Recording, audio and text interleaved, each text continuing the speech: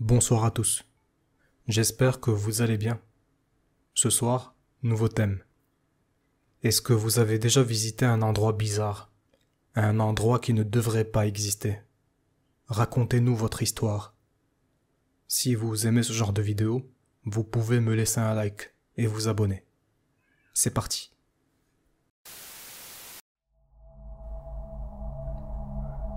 La ferme de mon arrière-grand-père a été un mystère qui a perduré pendant plus de 30 ans. Mes parents ont fait d'innombrables recherches pour la retrouver. Ils ont interrogé tous les habitants des environs. À chaque fois, la réponse était la même. Du moins, pour ceux qui étaient suffisamment âgés pour se rappeler. Oui, je m'en souviens, mais je ne sais pas ce qu'elle est devenue. Ce qui rend cette quête encore plus étrange, c'est que non seulement la ferme elle-même semble avoir disparu, mais également le lac qui l'entourait. Les résidents les plus anciens de la région disent se souvenir du lac, mais ils avouent ne pas l'avoir vu depuis des décennies. Pourtant, ma mère s'en souvient, tout comme mon père, mes oncles et mes grands-parents. Le souvenir de cette ferme et de ce lac est ancré dans leur mémoire collective. Il semble juste que personne n'ait réussi à la revisiter depuis plus de 30 ans. C'est un mystère qui perdure, défiant toute explication, et qui laisse planer une aura de mystère sur cet endroit qui était autrefois si familier.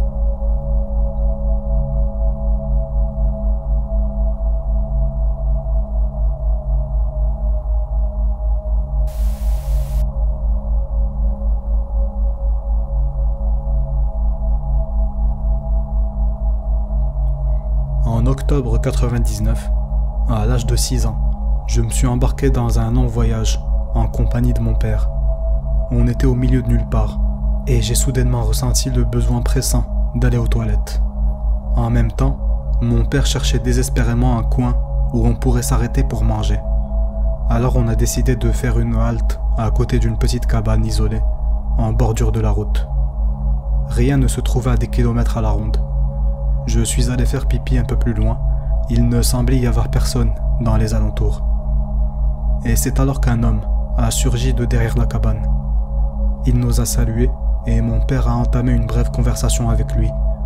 Il lui a expliqué notre itinéraire et nos intentions. L'homme nous a alors informé qu'il n'avait ni nourriture ni eau à offrir et que la cabane était en réalité une petite maison hantée qu'il préparait chaque année. À ma grande surprise, mon père s'est exclamé « Oh super, j'aimerais bien voir ça ». Pour ma part, je me rappelle n'avoir eu aucune envie d'y mettre les pieds. J'avais seulement 6 ans, mais je savais que quelque chose n'était pas normal. L'individu qui dirigeait la cabane nous a demandé de patienter un moment, pendant qu'il se préparait. Je me souviens qu'on a attendu 20 longues minutes, sans le moindre signe de sa part. Mon père, voyant que quelque chose n'allait pas, m'a hissé sur ses épaules, et on est entré dans la cabane. À l'intérieur, rien ne laissait supposer une intention de créer une maison hantée, et l'homme avait mystérieusement disparu. On a traversé la cabane, et on est ressorti de l'autre côté, sans avoir croisé le moindre signe du gérant. Mon père était de plus en plus inquiet à ce stade. Il m'a emmené vers la voiture, sans me laisser regarder derrière nous. Le mystère de cette expérience m'a toujours intrigué. Mon père n'a jamais fourni davantage d'explications. Il s'est toujours contenté de répéter que c'était vraiment étrange.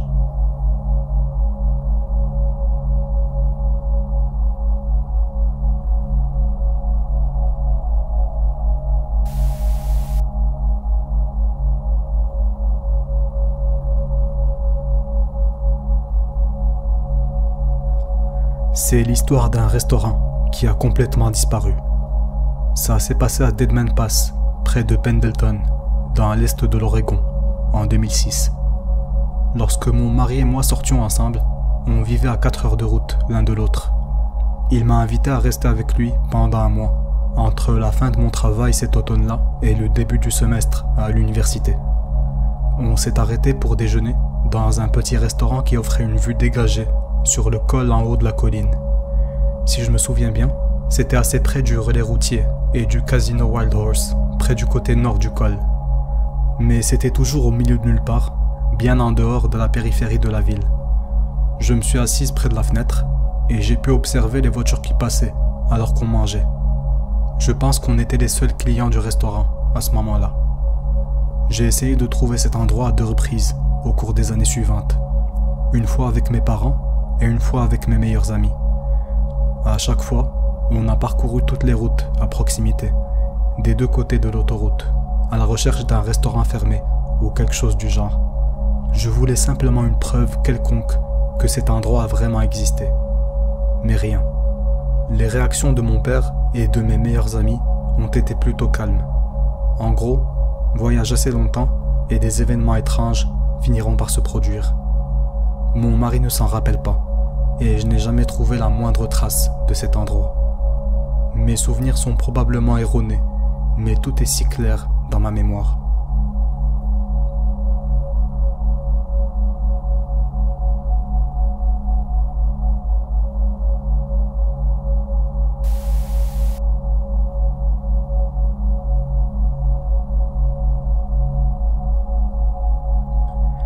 Il y a de nombreuses années, j'explorais New York.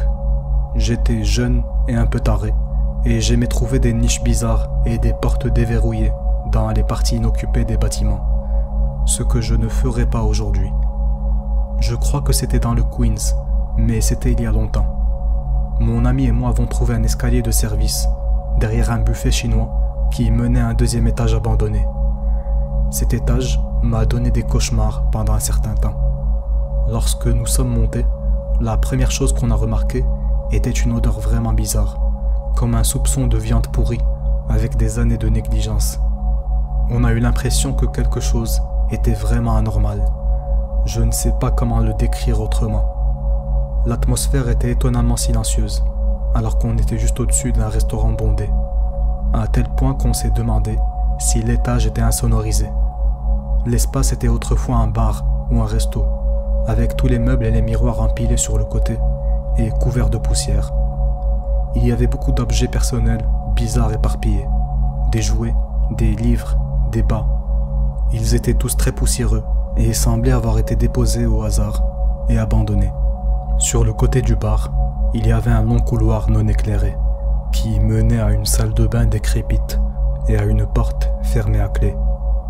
Dans le couloir, il y avait une étagère basse qui contenait des douzaines de paires de chaussures, toutes les tailles, tous les âges. Beaucoup d'entre elles étaient toutes petites, pour enfants. C'étaient principalement des chaussures de sport, bien rangées et empilées, comme si leur propriétaire devait revenir d'un moment à l'autre. C'était très étrange, et ça a commencé à nous donner la chair de poule.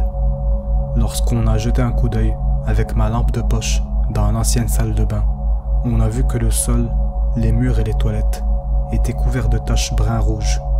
Plus on s'approchait de la porte, au bout du couloir, plus l'odeur de pourriture devenait forte.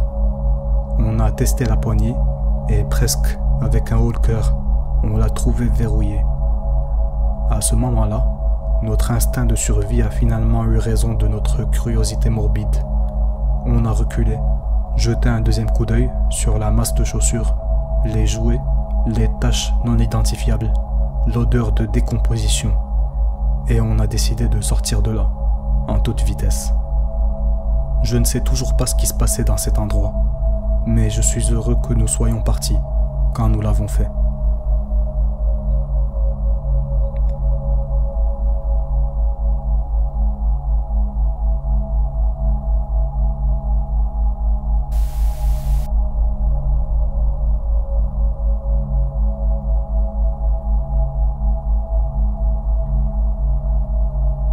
Je suis arrivé à Ashfork vers la mi-novembre, alors que j'avais besoin de carburant. Dès mon arrivée, j'ai tout de suite remarqué l'absence totale de véhicules et de personnes aux alentours.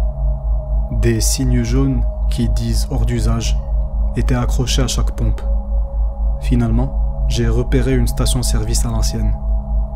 Il y avait un vieil homme aux cheveux blancs qui utilisait une pompe pour faire le plein d'un vieux camion de ferme en très mauvais état, avec un feu arrière manquant et un chien de ferme à l'arrière. Le conducteur âgé était assis sur son siège et il regardait droit devant lui.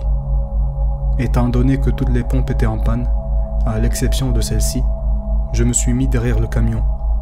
Le vieil homme a fini d'utiliser la pompe, il l'a remis à sa place et a placé un signe hors d'usage. Puis il est rentré directement dans la station-service. Il a ensuite retourné le panneau « Désolé, nous sommes fermés », sans même jeter un coup d'œil dans ma direction. À ce moment-là, les poils de mes bras se sont hérissés. Et aussi rapidement que possible, j'ai repris la route en direction de Williams.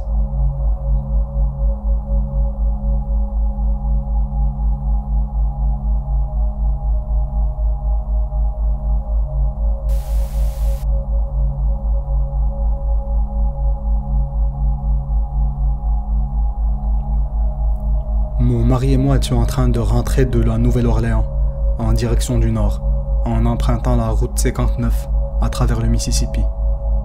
On a réalisé qu'il faudrait bientôt faire le plein d'essence, alors on a pris la décision de sortir à la prochaine sortie qui annoncerait une station-service. Je ne peux pas préciser la sortie exacte, mais après avoir consulté Google Maps, il semble que c'était peut-être près de Enterprise. La station-service se trouvait à proximité de la sortie, du côté gauche de la route. Le parking était bondé et un panneau indiquait un buffet barbecue à volonté.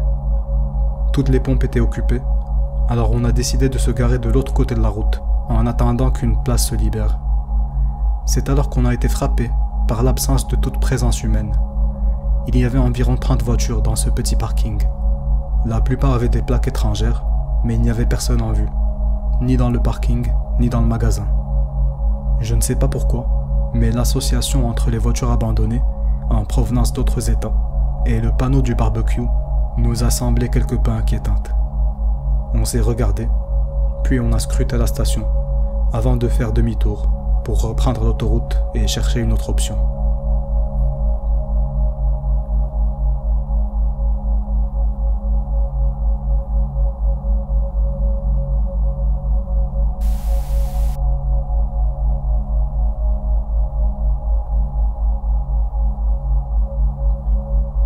Lors d'un week-end en mer, dans le sud de l'Angleterre, on a amarré notre bateau à une jetée pour nous ravitailler.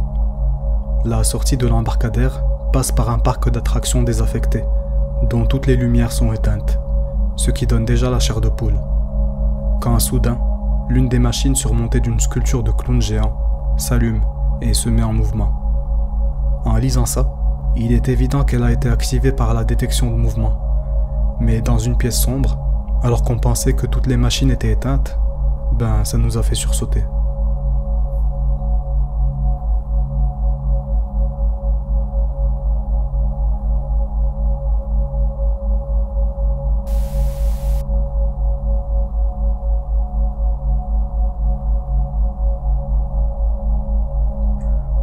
Lorsque j'étais adolescent, on a fait une balade de vélo avec des amis sur une piste cyclable en gravier, le long d'une rivière. C'était l'été, il faisait chaud, on n'avait plus d'eau et on commençait à avoir vraiment soif. Au prochain carrefour, on est donc descendu pour trouver un magasin ou acheter des Gatorade. On n'a pas trouvé de station-service, mais au bout de la route se trouvait le parking d'un magasin avec un distributeur de Gatorade à l'extérieur. On était sauvés. Mais on ne pouvait pas s'empêcher de penser quelles sont les chances. On a pris nos Gatorade et on est reparti sur la piste pour rentrer chez nous. Quelques mois plus tard, on est passé par là pour montrer à nos amis le distributeur automatique qui nous avait sauvés. Mais il avait disparu. À partir de ce moment, on l'a appelé le distributeur hanté.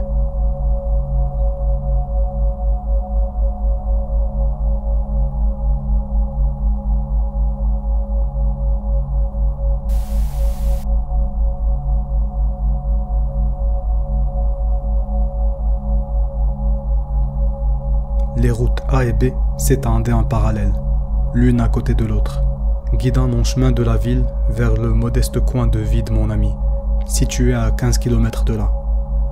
Lors de mes visites, j'empruntais généralement la route, ce qui me permettait d'atteindre ma destination en moins de 15 minutes.